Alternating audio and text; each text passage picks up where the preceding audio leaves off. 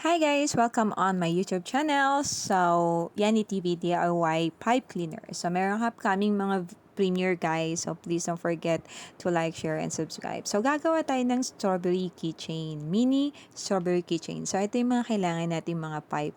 Red, yellow, white, and green. So, yan yung mga pipe cleaner. And of course, kailangan natin ng pliers and yung keychain. And of course, yung ating glue gun. Yan. So, kailangan natin ng dalawang mahaba na pipe cleaner and then tutupin natin siya sa gitna and hahatiin natin siya. So, ang magiging total, it's 4. So, kailangan natin ng 4 na gagawa tayo ng shape ng strawberry. So, ayan. And shoutout sa mga ka-craft artworks ko dyan. Ayan, kung nanonood kayo ng video ko, please don't forget to follow on my Facebook page, Craft Artworks, and dito sa aking YouTube channel ni Yani TV. Ayan. So, marami akong upcoming videos pa. So, ayan. Kung nakikita nyo, sinusukat ko na.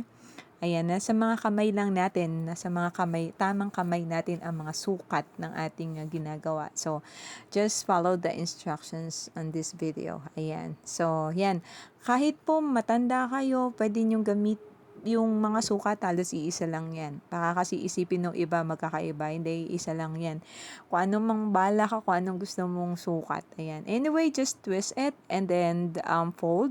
And another one is twist to make it sure na safe and talaga nakatwist siya para mas to make it, parang safe talaga, tsaka matibay. So, yeah.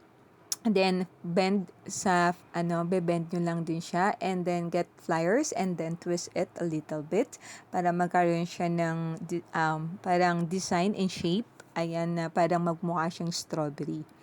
So, depende naman sa'yo kung anong gusto mong shape ng strawberry. And then, kailangan i-cut mo yung dulo. And then, ang ginagawa ko para wala talagang wire na lumabas. So, tinitwist ko siya papaloob. Ayan. So, parang siya na rin yung palaman nung natin, strawberry dun sa loob. 'Di ba? So, para wala talaga siyang wire. So, yan ang nagawa natin. So, kailangan natin gumawa ng 4 na ganon. So, yeah.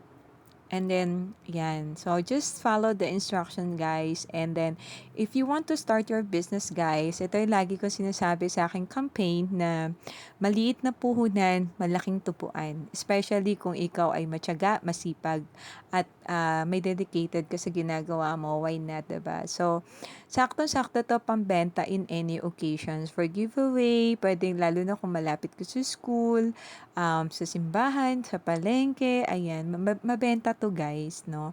Mabenta to. Kasi in any occasion siya, yung keychain na yan. So, maliit lang yung puhunan yan. Kailangan lang na may tiyaga. Siyempre, maraming pasukang gagawin na tusok-tusok dyan sa mga kamay mo bago ka makagawa ng keychain talaga. Pero, dahil love ko ang paggagawa ng craft, is isa to sa mga passion ko talaga, ang paggagawa ng craft. So, hindi ako naboboring. To be honest, lahat po ng gumagawa ng craft, I don't know kung pare-pareho kami ng happiness. Ang pag maganda or cute yung kalalabasan ng resulta namin. Ako kasi pumapalakpak ako, tsaka sobrang tutuwa ako. Yun lang. So, ayan, gagawa na tayo ng dahon niya or yung sabitan na rin. So, ayan, dyan na rin ako sumusukat. Halos the same lang din naman ang mga pattern yan. So, yeah. So, and guys, hindi pare-pareho nga pala ang ang pipe cleaner kasi merong mga pipe cleaner na matigas, meron naman yung iba malambot. So, maganda yung mga malalambot lang, yung hindi siya masyadong matigas. Yun yung hinahanap ko. But meron kasing iba sobrang tigas talaga, guys. So, masakit talaga siya sa kamay kaya kailangan nyo gumamit ng pliers. Yan. So, yan yung ginagawa ko, guys. Ayan. O, para siya talaga matibay. Ayan, o. Iti-twist mo siya. And then, after nan, gagawa ko ulit ng another, ayan, dahon niya. So, 5 yan, 5 na ganyan. 5 ikot na ganyan. Para talagang matibay siya. And then isi-shape ko siya as, yung leaf niya, isi-shape ko siya para magmukha siyang dahon talaga, no? So, gagamit kayo dito, guys, ng pliers, ha? Tsaka ng mask kung ay mahika ka or sensitive ka sa mga alikabok, sa mga feather or anuman. So, you need to wear a mask para maiwasan niyo na rin yung ano, yung kasi minsan napapansin ko guys is nagbabara talaga siya sa lalamunan lalo na yung may mga 'pag nagka-cut kasi kanya meron yung mga lumilipad-lipad na mga ano. So you need to wear a mask guys lalo na kung may asthma kayo. Yeah. So, ayan na, shape niyo siya, ayan. Tapos sa mga bata mahilig sa mga craft ngayon, ginagawang pang negosyo, ito, good idea to for you guys. Pwede nyo na itong ibenta sa mga classmate nyo or irigalo sa mga kaklasmate nyo or sino man na merong may birthday for giveaway or any occasions, mansary, anniversary, present for Christmas, alam mo yun. So, yeah, it's a good idea, guys. At marami pa akong upcoming video na you can follow and sundan yung aking mga instructions doon. Ayan, to make sure lang guys na walang mga sabit-sabit na mga wire-wire para safe po sa mga bata. Ayan. Ayan, so shape lang natin dyan and then igugupitan na natin siya para magmukha siyang flowers, dahon. And then ayan, kailangan natin ng white na pipe cleaner. Ayan, kailangan natin ng white na pipe cleaner for the rose. Ayan, for the for the design para meron siyang magandang combinations kasi red, green, white and yellow, 'di ba? So ang cute niya sa mata. So yeah, may pa-flower. So yun, sinusukat ko siya sa kuko ko.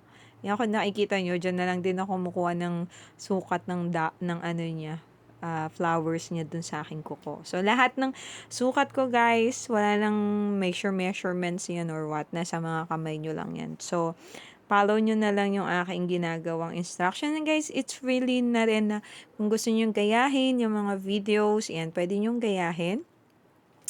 Huwag nyo lang nakawin yung mga videos ko, guys. Pwede nyo namang gayahin yan. Make your own versions para, as a content creator. Ayan. So, yun ang aming iniiwasan yung nakawin yung aming mga videos. Anyway, pwedeng gayahin, pero hindi pwedeng nakawin. Okay?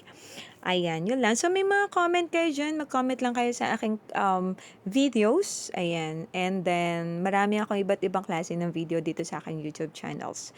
And kung hindi mo masundan kung ano yung pangalan ng mga product ko, andyan sa, mga materials na ginamit ko, nandyan sa descriptions box. Ayan. Just click the descriptions box. Andyan na siya lahat. And ayun. So, yeah. And guys, thank you so much sa panonood. Guys, and meron nga pala akong merch. Ayan, meron akong personal merch. I have my own store. Yeah. YouTube give me the store. So, para maka-order kayo ng merch ko. Ayan, just go on my YouTube page and then find the store and then click meron akong dyan mga merch. And even here sa aking YouTube, ito sa video na to may magpa-pop up dyan ng mga product, ng mga merch ko. So, pwede kayong bumili. Ayan. So, kailangan natin ng yellow, guys. So, ayan. Kukuha na tayo ng yellow for the design ng flower. So, sukat nyo lang doon para hindi siya masyadong malaki, no? Dapat sakto lang siya doon sa flower. So, yeah. May lalabas dito ng mga product sa aking video. So, kung gusto mo umorder ng aking merch, ayan, pwede kayong umorder. Ay, international yan. Galing yan kay YouTube. And anyway, guys, ayan. So, yan, iyan na natin yung ating strawberry. So, gagamit tayo dyan ng glue gun.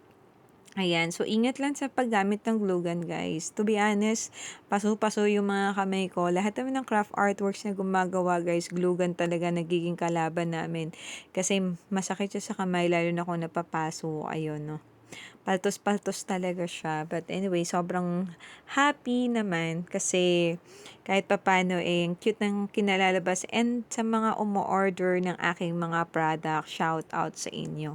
Mapa skincare pa yan, mapa ipit pa yan, napakitchen or ano man. Maraming salamat po sa lahat po ng mga sumusuporta ng aking channel, of course, sa aking mga product. Ayan, maraming salamat and shout out po sa inyong lahat. And God bless you all. Kaya kung natutuwa po kayo sa aking mga video, is free to like, share, and subscribe sa akin. And follow on my Facebook page, guys. Ayan. Nagkakabulol-bulol na ako, guys. Ayan. Thank you. Maraming salamat po sa inyong panonood. Ayan, and enjoy watching po. Hanggang dito na lang po muli. Ako nga po pala si Yani TV, ang inyong kaibigan. Bye! Enjoy watching!